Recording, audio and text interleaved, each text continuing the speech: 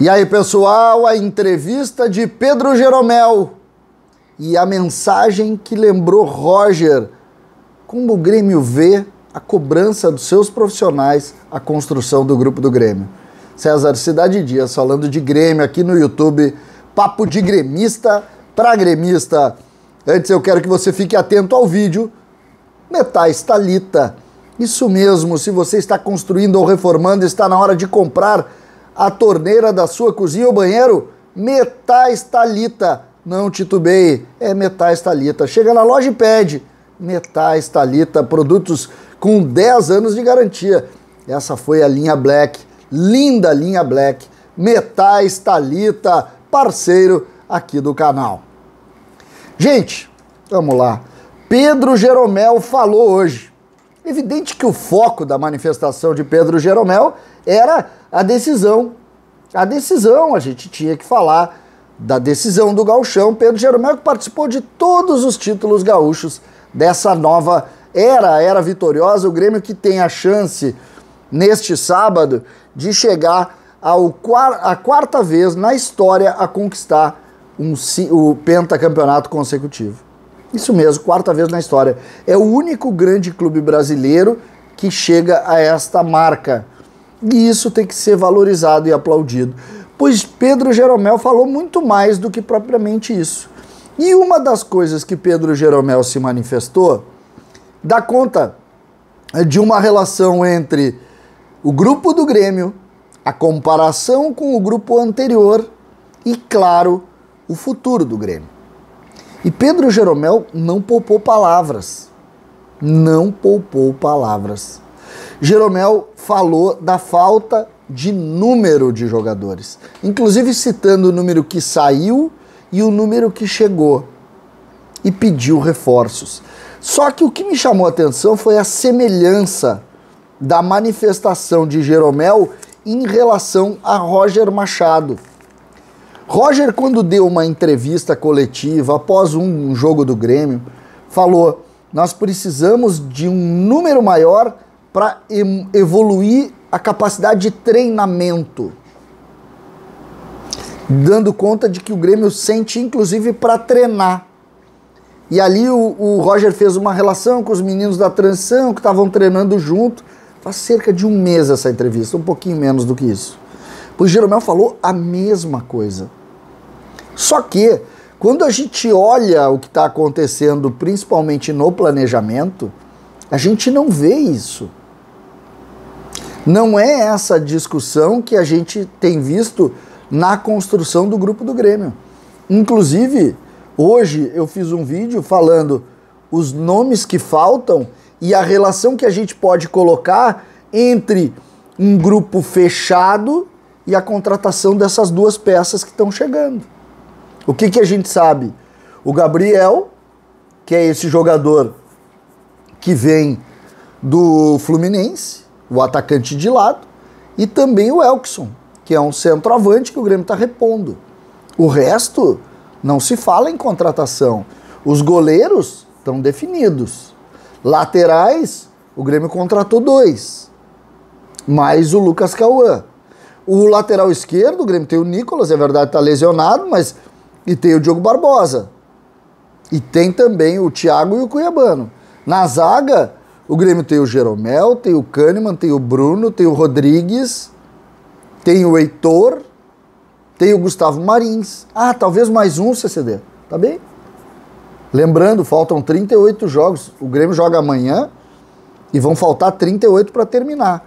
Aí no meio-campo o Grêmio tem o Sarará, o Fernando Henrique, o Bobson, o Vijaçante, o Lucas Silva, o Thiago Santos, são volantes. O Bitelo, o Benítez, estou citando aqui aleatoriamente. Aí tu olha para frente, tem o Campas, tem o Gabriel, vai ter o Elkson, tem o Ferreira, tem o Rildo, tem o Elias, tem o Diego Souza, tem ainda o Churin. O que tem o Pedro Lucas. Não sei se eu esqueci de algum, estou falando aleatoriamente aqui. Mas chama atenção, e quando vem da palavra do Jeromel, isso grita mais aos olhos, é evidente, que a palavra do Jeromel indica reforços, ou pede reforços, E a palavra do Roger, da mesma maneira.